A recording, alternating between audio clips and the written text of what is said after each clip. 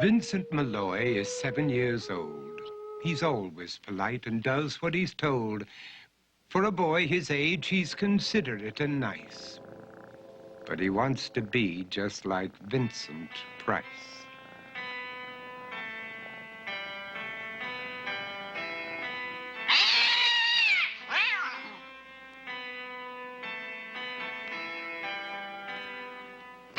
He doesn't mind living with his sister, dog, and cats, though he'd rather share a home with spiders and bats.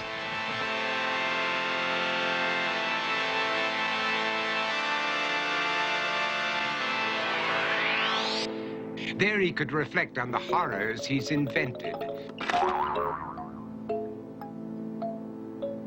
and wander dark hallways alone and tormented.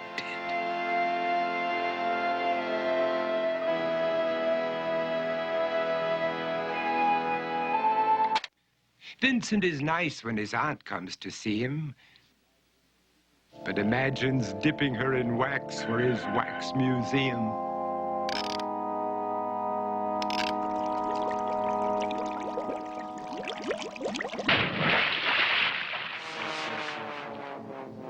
He likes to experiment on his dog, Abercrombie, in the hopes of creating a horrible zombie. So he and his horrible zombie dog could go searching for victims in the London fog. His thoughts, though, aren't only of ghoulish crime. He likes to paint and read to pass some of the time. While other kids read books like Go, Jane, Go, Vincent's favorite author is Edgar Allan Poe. One night, while reading a gruesome tale, he read a passage that made him turn pale. Such horrible news he could not survive, for his beautiful wife had been buried alive. He dug out her grave to make sure she was dead, unaware that her grave was his mother's flower bed. His mother sent Vincent off to his room. He knew he'd been banished to the Tower of Doom, where he was sentenced to spend the rest of his life alone with the portrait of his beautiful wife.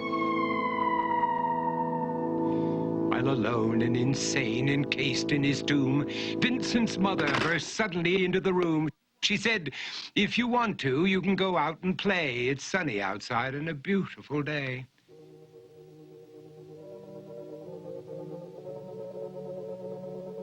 Vincent tried to talk, but he just couldn't speak. The years of isolation had made him quite weak.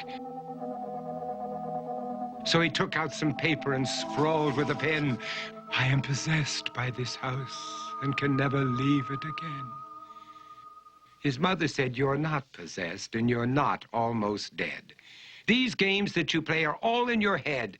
You're not Vincent Price, you're Vincent Malloy. You're not tormented or insane, you're just a young boy. You're 7 years old and you are my son. I want you to get outside and have some real fun."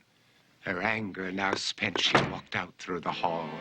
And while Vincent backed slowly against the wall, the room started to sway, to shiver and creak. His horrid insanity had reached its peak.